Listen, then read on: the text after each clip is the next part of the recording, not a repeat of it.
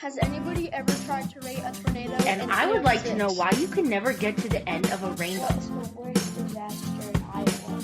What are your top 3 movies that involve weather?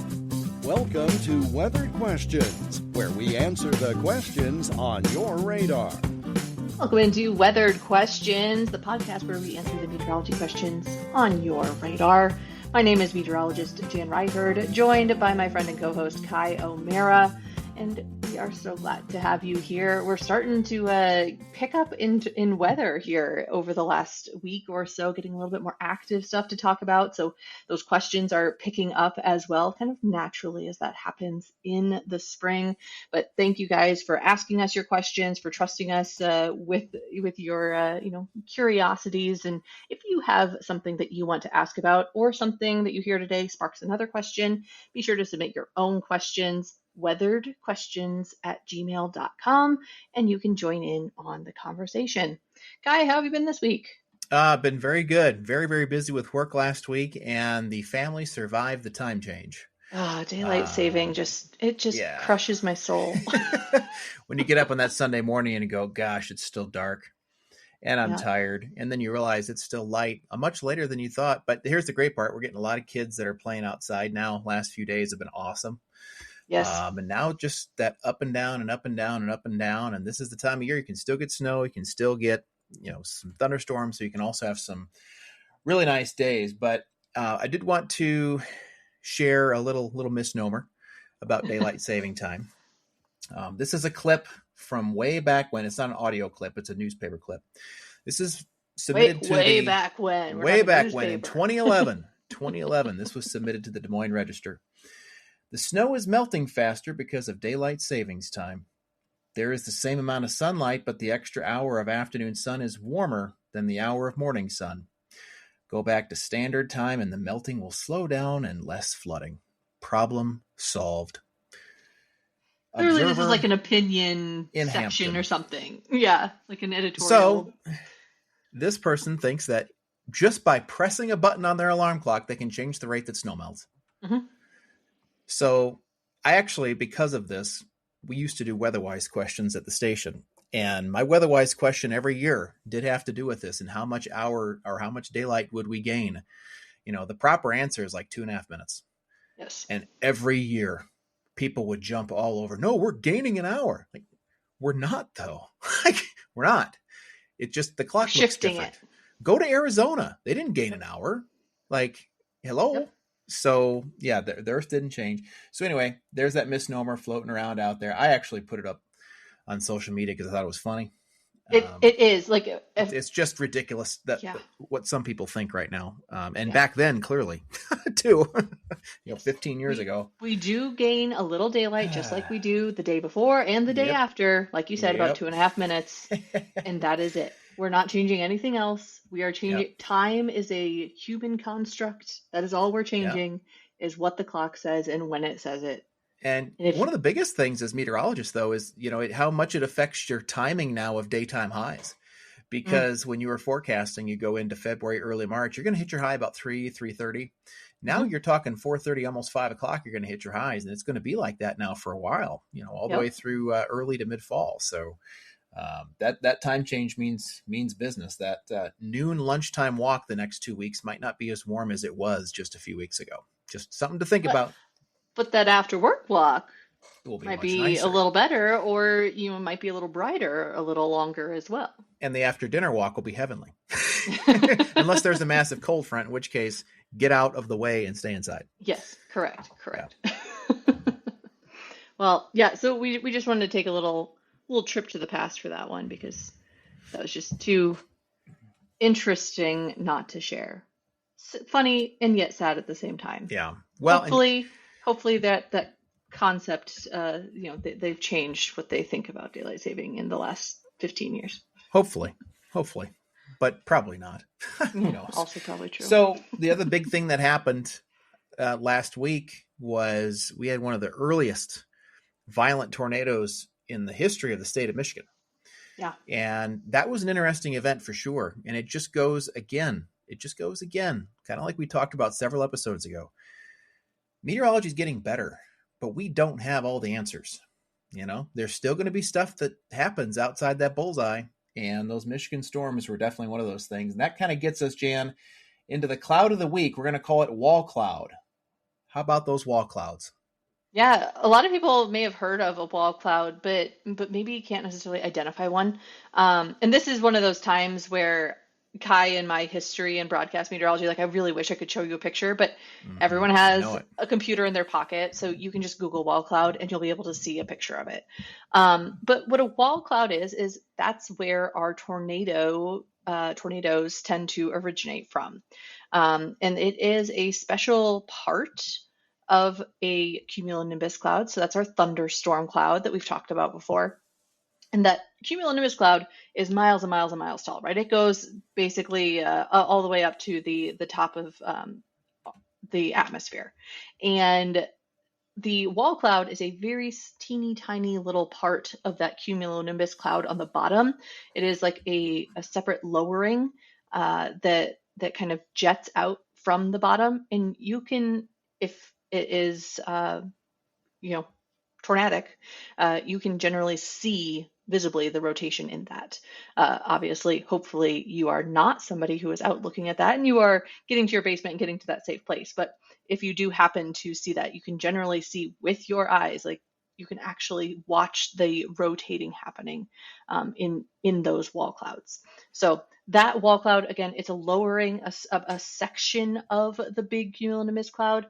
A lot of people think that get wall clouds and shelf clouds confused. And we can talk about shelf clouds here in a future episode, but wall clouds are not, stretching across the sky. They're not a giant, quote unquote, wall of cloud. They are generally a pretty small little cloud coming down from that cumulonimbus cloud that the tornado then comes down from itself.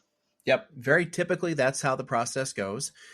In really rare cases, there might not be one, but in most cases, you're going to have wall clouds. And whenever stuff gets called into the National Weather Service for storm spotting reports, they're always very curious about wall clouds, because if they're just kind of sitting there, that's better. It's not good, but it's better. And if they are actually spinning, then there's probably going to be a tornado warning either issued on it, or there's a tornado warning already ongoing. And they're probably just very curious, like, what are you seeing on the ground? Because radar is only so powerful to detect a tornado. It cannot actually see a tornado. What it sees is the circulating air. It doesn't actually see an actual tornado when it's actually dropping down or anything along those lines. But if you have enough spin going on, you can generally infer that there's probably something happening. And so when you get that lowering, it's typically in a warm and humid environment. I always kind of had an analogy that it seemed like a cinder block to me, where it just kind of, it was a block that came down.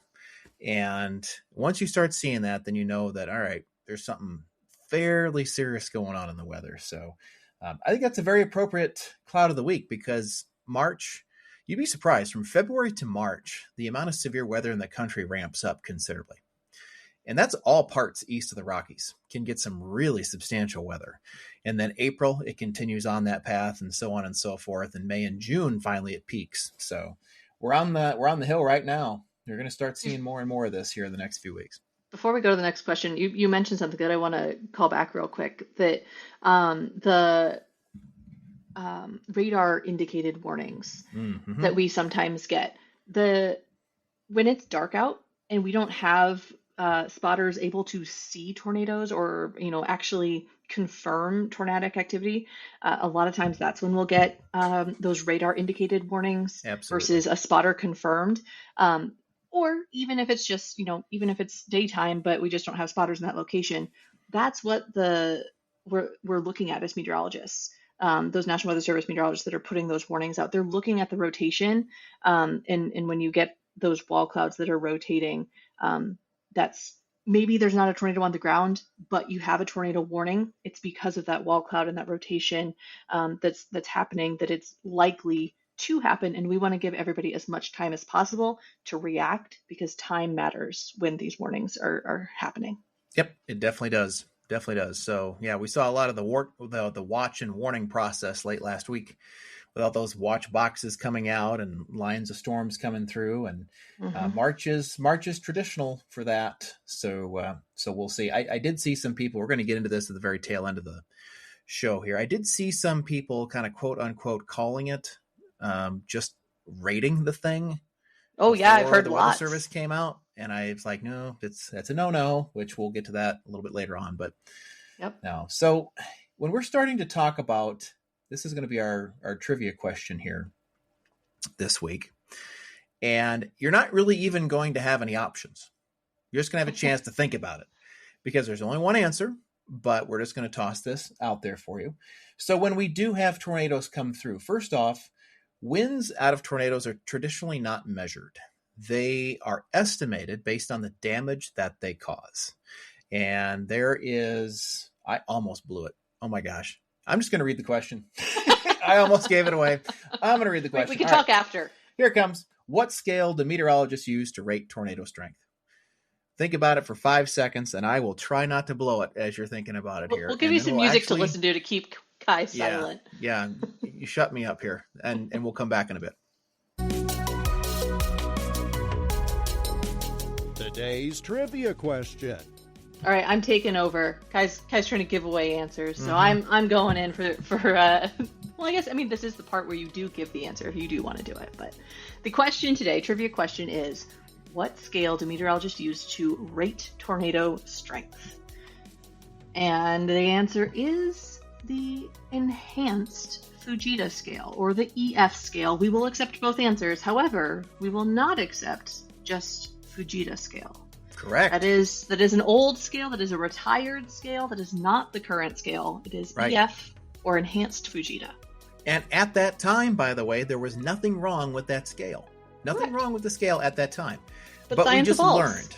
We learned as we go forward that, we probably need more things to look at than whether the house is there or not. And some of the wind speeds in the old Fujita scale were awfully high, like really, really high. And so the enhanced Fujita scale is actually a massive PDF document. I've had to reference it a number of times for the work that I do. But it goes right down to how much of the roof covering has been removed. It goes down to trees being uprooted. There's actually a section between hardwood trees and softwood trees that are going down or snapped. And at what point do we expect the wind to be if we have a downed tree? At what speed do we expect the wind to be if we've got a bent flagpole? They have commercial buildings and various damages there of sheet metal. So it's really a fascinating document. But that's why, when they're looking at the buildings, they're not just looking at building there, building not there. They're like, those engineers are literally going in and looking at, are the nails that held together the 2x4s in the house, were they bent? Were they pulled straight out? Were they, like, how that damage occurred? It's really a fascinating concept to look through. The enhanced Fujita scale was made by a team of engineers and meteorologists together.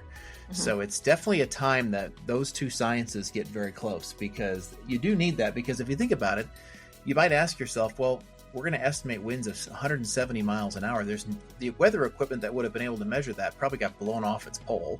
So it's all gone. So how are we going to even do this? Well, the Doppler on wheels, if you're lucky enough to get a tornado close to that, it's a very high resolution radar. It's a different band of radar than what the NexRad network runs.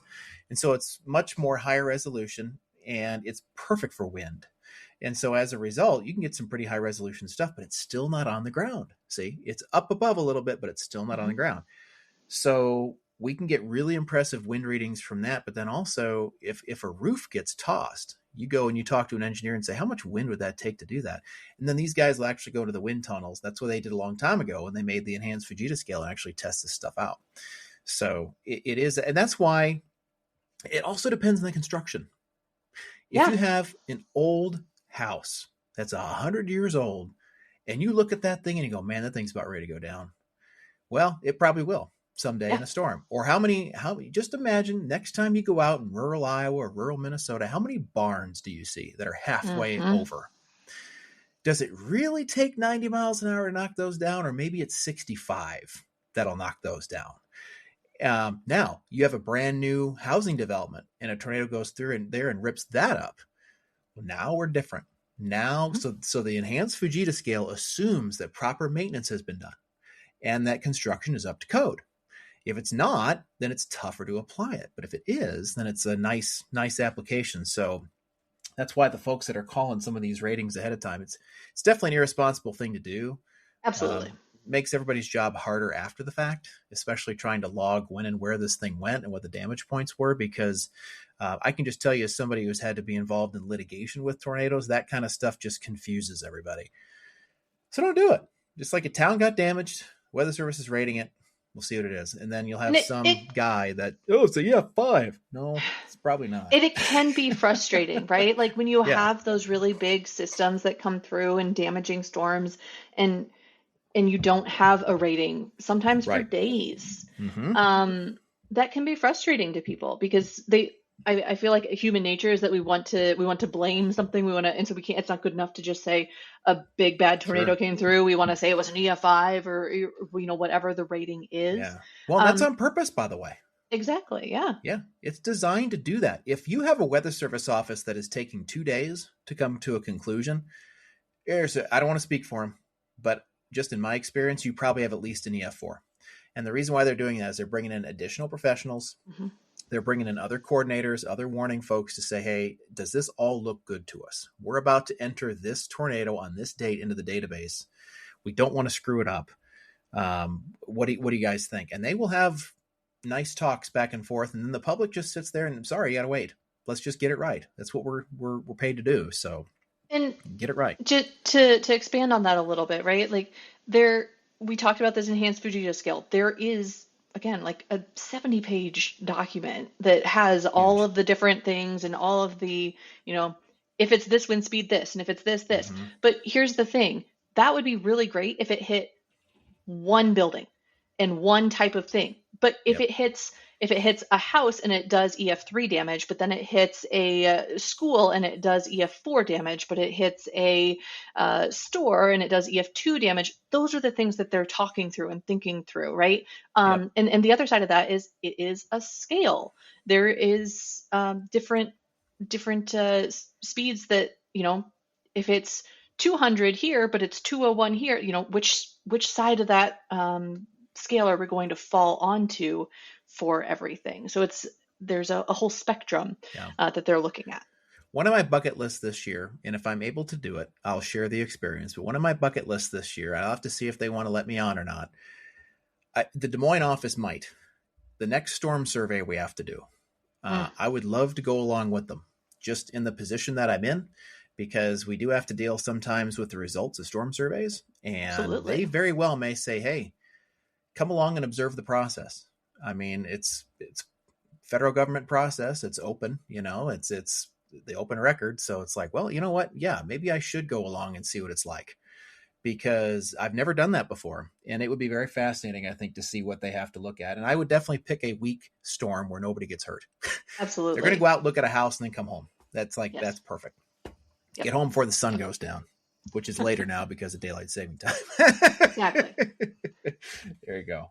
Well, we kind of combined our trivia question into the next question, which is, the next question was, why can't we know the rating of a tornado when it's happening? Why does it have to happen after the fact? We kind of covered that, right? EF scale, it's a damage-based scale. There's a lot of different things to look at. It's not just, that tornado is this wide or has, this high of wind speeds in the air. Yeah. We don't know that until after the fact, just by nature of what the scale is. Well, and for some of the older folks that are listening right now, who's ever heard Ron White before in stand-up comedy, it's not that the wind is blowing, it's what the wind is blowing. And he's right. If a structure gets hit by a Volvo, then it's not going to hold up very well. And so then how do you rate that? Is that EF3 damage? Is that EF4? What if the car wasn't thrown into a structure?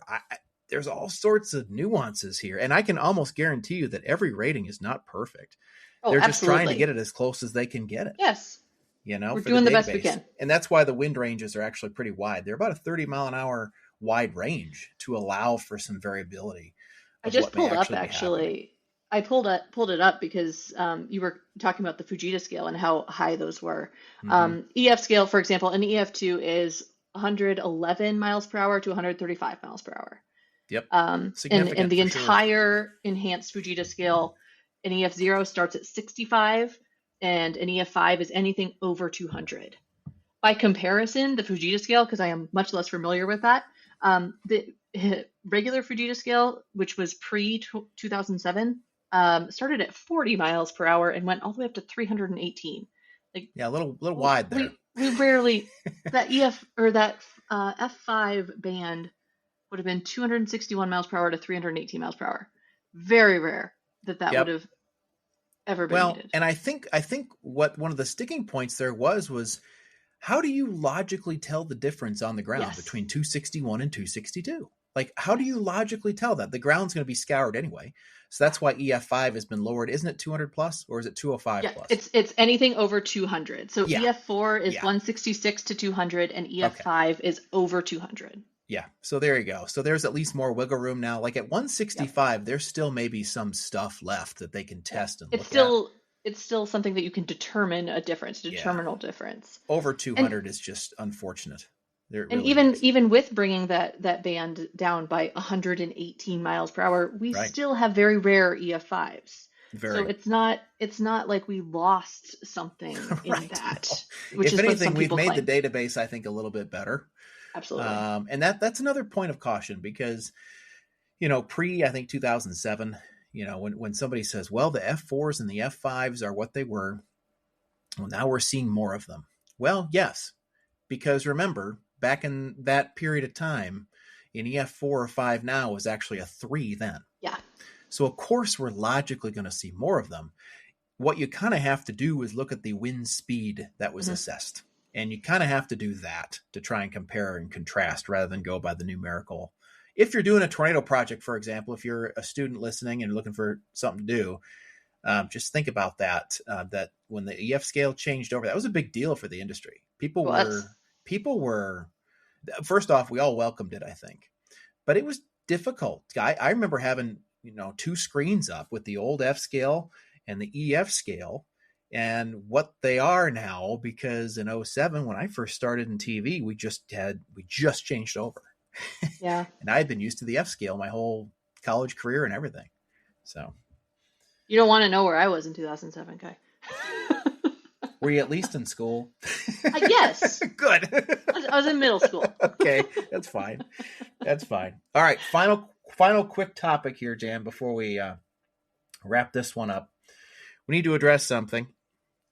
We need to address the statement that people can't hear sirens in their house. Ugh. Is that a good or a bad thing? All right. Stepping on my soapbox for a second here. Step on. I'll get out of the way. They are called outdoor warning sirens. That is the name of the siren. When you say the siren, they're outdoor warning sirens. And anybody in the Midwest and probably down into the southern parts of the country is pretty familiar with these. If you're listening from elsewhere out of the country, essentially these are almost like air raid horns, right? Like giant sirens that sound when bad weather is coming. They are called outdoor warning sirens. They are called that for a reason, because they are meant to alert people outside. They were never installed to be meant as a way to hear inside your house, inside your place of work, inside the store. They're meant to alert people outside. They do an excellent job at alerting people. And because of that, I think people rely on them, and maybe a little too much. And so we do tend to rely on them when we're at our houses and stuff. But you are supposed to have, favorite phrases, meteorologists, multiple reliable ways to get severe weather information. Yep. And those outdoor warning sirens are a first line of defense for people who are out at the soccer fields, who are playing around a disc golf, not for people who are sitting in their basement with their surround sound speakers and blaring, and the curtains pulled, and they're underground anyways because they're in the basement and things like that, right? Yep. So do not let that be your first line of defense. Have weather apps. Just pay attention to the weather, right? Something, and know if there's going to be bad weather. If it's going to be an overnight system, go ahead and sleep in the basement so you don't have to worry about it. But yeah. And one quick final thought. Nope, that's all good. One quick final thought. Depending on what county you live in, check with your local emergency management agency, because these sirens don't just sound for tornadoes anymore. They also sound for straight line winds, and every county's different.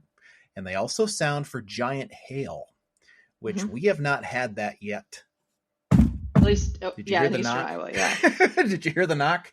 I did. I knocked. I'm gonna knock again. Sounds like there's a tornado knocking down your house. Because that's a you get hail that big, that's destructive. But there are various reasons why the sirens sound, and it's important for you as a citizen of your county to understand that it's usually posted front and center on most EMA pages, not just in Iowa, but also in your respective state. Yeah, and with that, again, outdoor warning sirens, not tornado sirens, so it's okay, because some people are like, well, they can't sound it for hail and wind. It's okay. And also, the reason they're sounding them is because there's damaging weather approaching. So whether it's hail, whether it's wind, whether it's tornadoes, which are also wind, is telling you, hey, there is something bad coming, get to a safe place, do that first, and then assess the situation and figure out what you need to do. I like that. That's very good. We like common sense in this program. Yeah. Man. We're all about it. Yes, we are. All righty. Well, now you have taken in 26 minutes of your time. We appreciate you sticking with us throughout this entire episode. Hopefully you learned something. And let's hope for a quiet season, but we know that nature does different things. So always keep yourself aware of your surroundings. And we also want to encourage you to submit your questions. Thank you very much to those who have submitted. We're going to be answering some of those in our next episode. We want to know what is on your radar. You can email us your questions to weatheredquestions@gmail.com to join the conversation. Until next time, stay safe.